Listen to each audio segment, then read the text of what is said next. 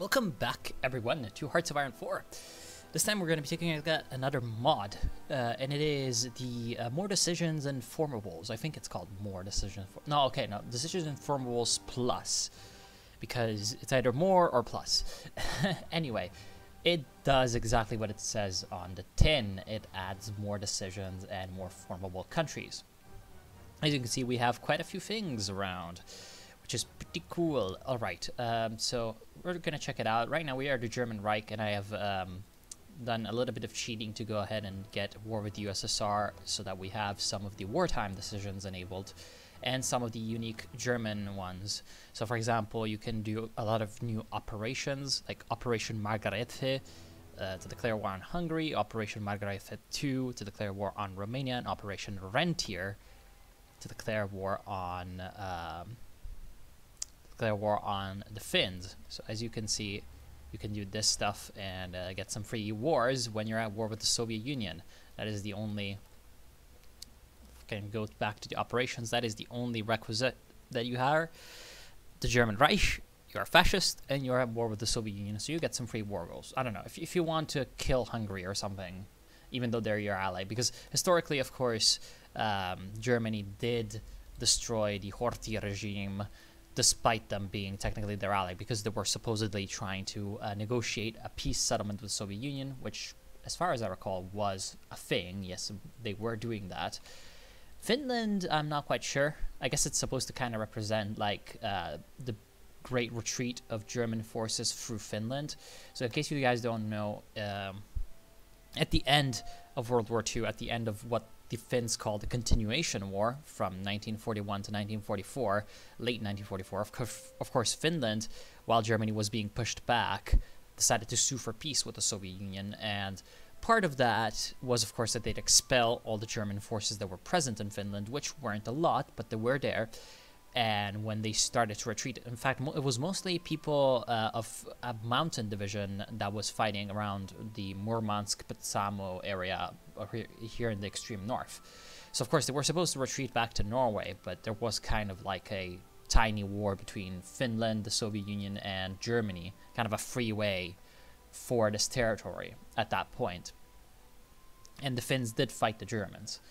So I'm not sure if it's supposed to represent that or anything, or if it's like a historical thing. It's called Operation Rentier. I wonder if there was any plans for this. So let me just Wikipedia, because I prepared for this video very, very well. Okay, so it was a German operation intended to secure Finland. The nickel mines in Petsamo, says Wikipedia. Okay.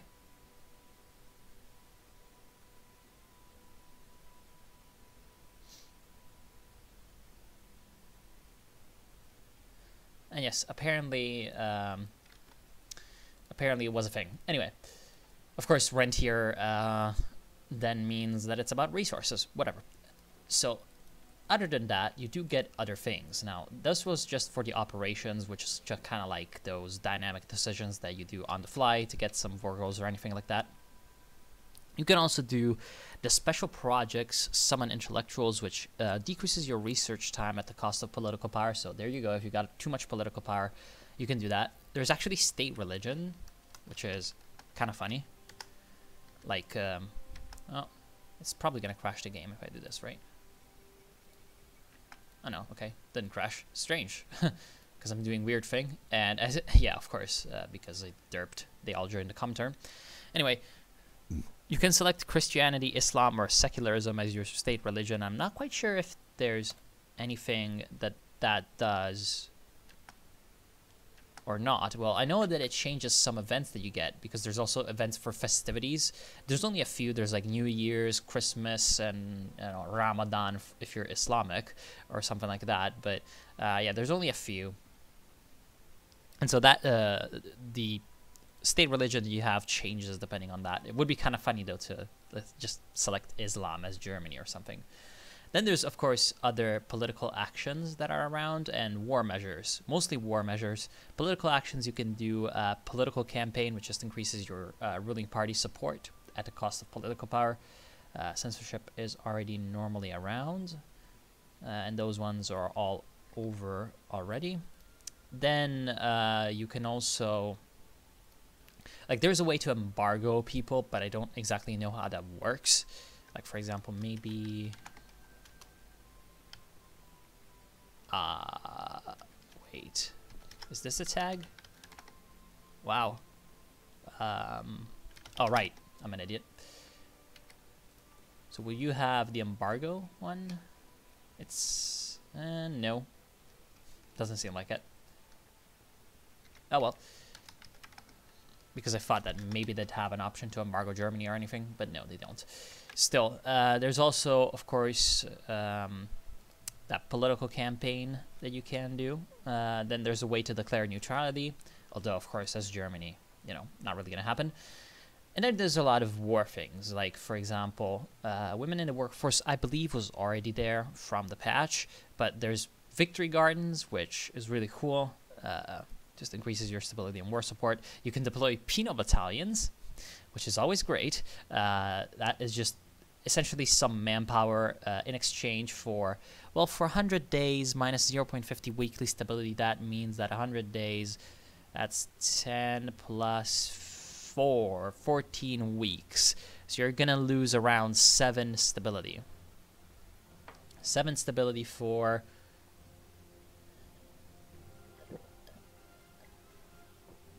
I don't know how much, because I still don't kind of understand exactly how that recruitable population mobilization works.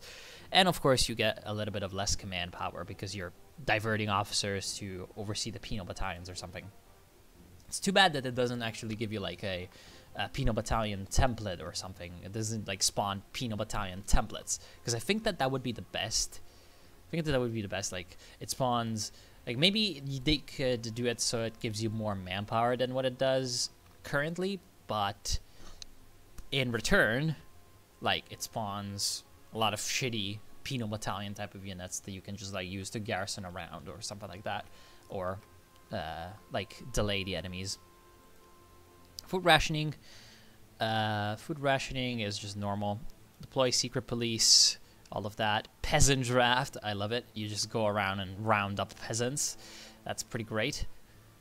And then you can see civilian trucks, civilian vessels, and these two are actually pretty great because, like, you'd expect them to be in the base game already. Like, it's obvious, you know? There's trucks, just get them. Like the French did, you know, in the World War I. They, like, took every taxi in Paris to drive up to the front line at the Marne. A bunch of troops, you know? And I'm sure that, you know, Germany and a lot of other countries did the same in World War II, although I don't have any, like, specific examples that I know of. Then there's civilian vessels, of course, you can do that, and Germany did that historically. The United Kingdom did that historically, for example, for the evacuation of Dunkirk. Tractor vehicles. You can convert tractors, which is pretty awesome, and it gives you like tank ones. So for Germany, it's 15 Leichtraktor, which is funny because it's literally in the name. And then you can convert trainer aircraft and civilian airliners. Civilian airliners is probably the coolest because, you know, you don't normally have a lot of transport aircraft. And for just about 25% stability, 25% war support, and minus 0.50 factory output for a while, you can get 10 transport planes. Of course, with the fact that there's a lot more ways to actually gain stability and war support, though, all these modifiers are not as bad as they seem. So it's actually pretty cool. And wait, why did it reload the operation? I have no idea. Anyway, and then another thing that you can do for certain countries are these unique decisions. So there's not just for Germany these 4 operations. For example, let's take a look at the Soviet Union. They also get penal battalions, but they're called Strafbats because, yes, my friend. And they're the same as the German ones. Do they get anything particularly interesting? Well, they can't. Okay, they can embargo. Okay, so then you cannot trade. Good, that's awesome. That's pretty awesome. Although, of course, that doesn't really matter all that much because we're already at war.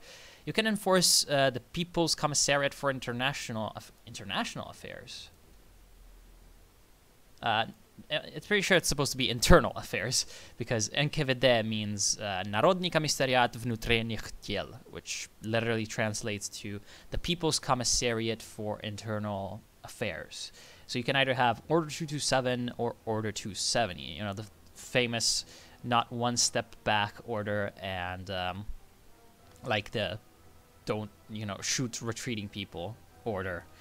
And this one reduces your recruitable population, but it definitely increases a lot of...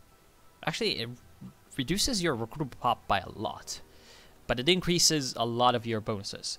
Whereas this one, it increases some bonuses at the cost of political power, except it reduces your stability. Well, both of these actually reduce your stability. So, yeah, pretty strong. And then, well, there's another Order 227, but that's the base games one. Yeah.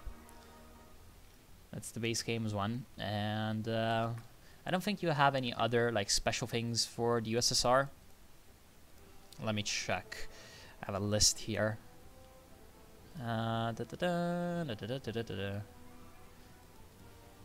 Doesn't seem like it. Or, well, there's also deploy barrier troops, of course, that you see over here. And the barrier troops are like the blocking detachments that are, you know, the ones who stand behind the front lines with the Maxims, because that's exactly how it was. That movie is very historically accurate, and I'm talking about Enemy of the Gates. In reality, the barrier troops were kind of like the shittiest soldiers in the unit. They just round them up and have them search around in the rear lines, and instead of like with machine guns gunning down people who were retreating, they just like put the people who were like shell-shocked or something back towards the front line or something like that. So it just increases your organization a little bit. And yeah. Then there's like actual cool decisions for countries that normally don't really have ones. Like, for example, Czechoslovakia has foreign arms exports, and there's a few others. There's a few others that have this foreign arms exports, and it's pretty cool because, of course, like some countries did have like advanced weapon industries that they could use, and oh wow, apparently you can restore the Austro-Hungarian Empire. But another thing that you can do as Czechoslovakia is that you can take over a certain country.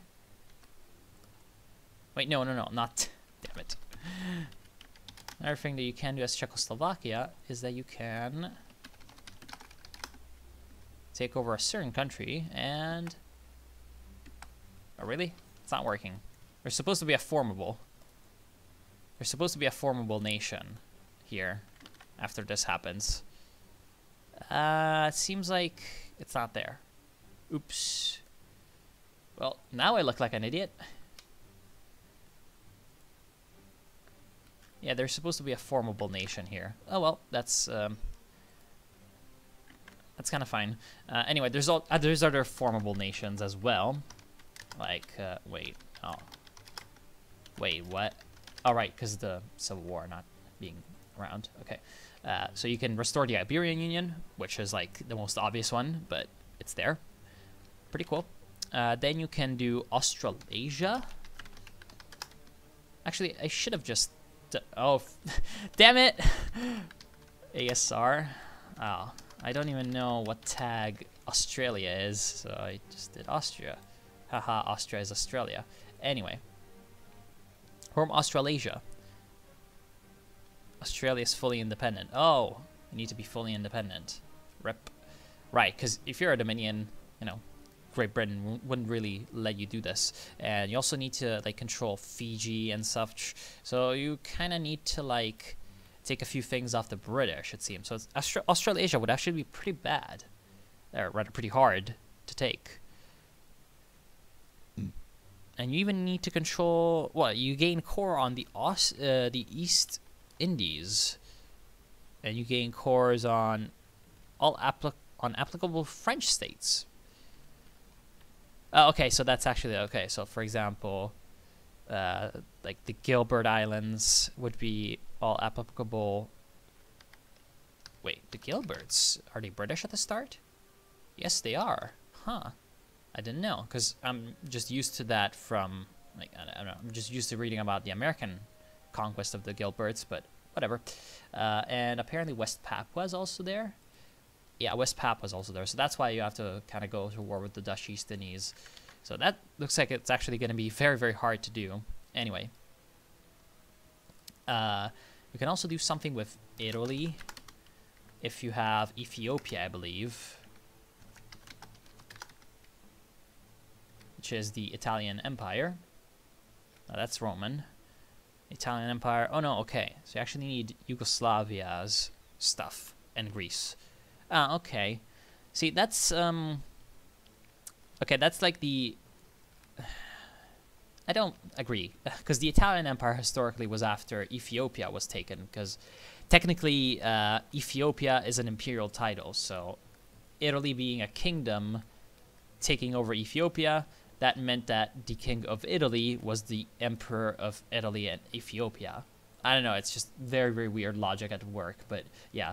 Whereas here, it's supposed to be like, okay, the Entente betrayed us in the World War I peace deal.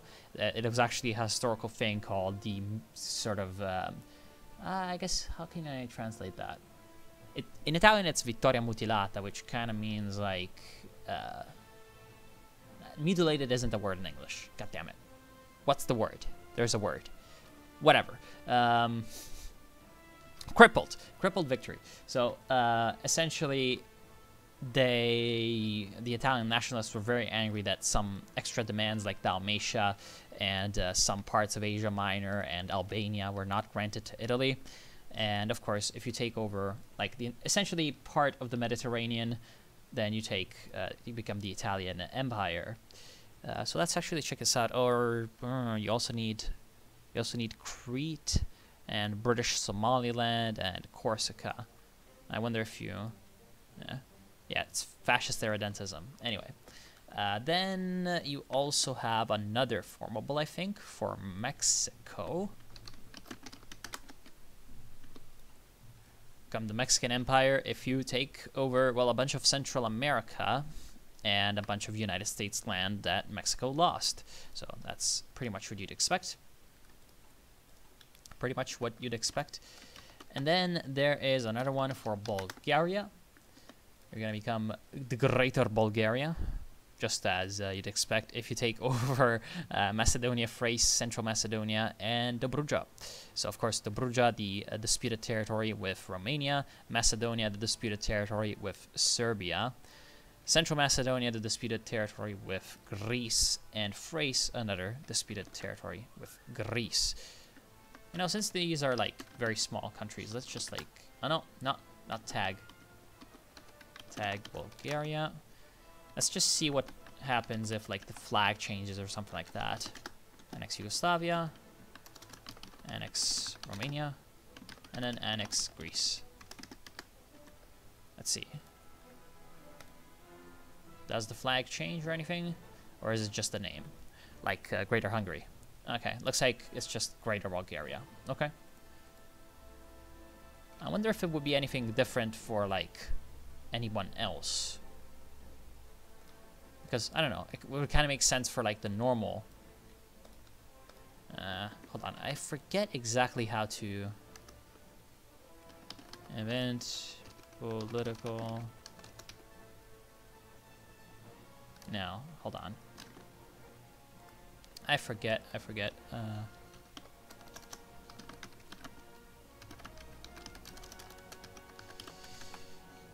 I'm just looking up the cheats to look at, like, how to change ruling party, which always pisses me off because I always forget. Set ruling party ideology. Okay.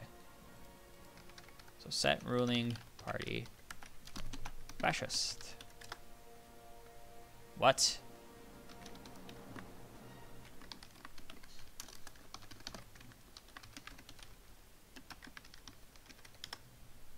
Fascist is not a... Jesus fucking Christ.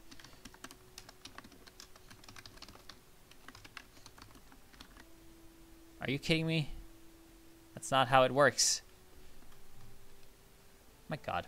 Why does it not work?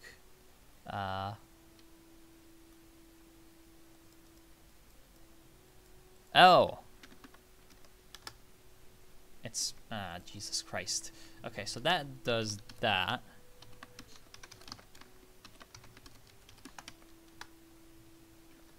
Okay, so whatever your name, you actually just state Greater Bulgaria. That's kind of sad. That's kind of sad. I think that, like, different names would work.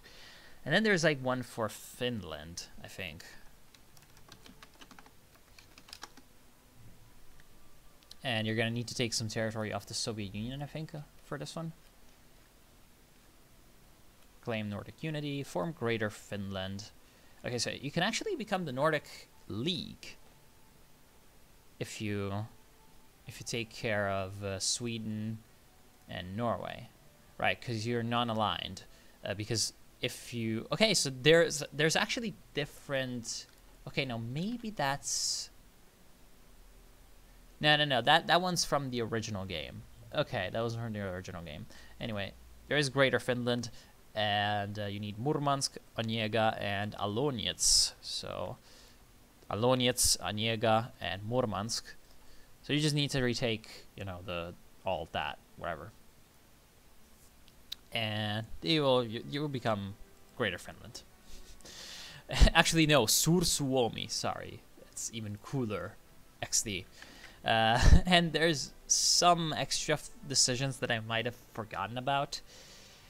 Oh yeah, right. The most awesome ones, actually. Let's tag over to Ireland.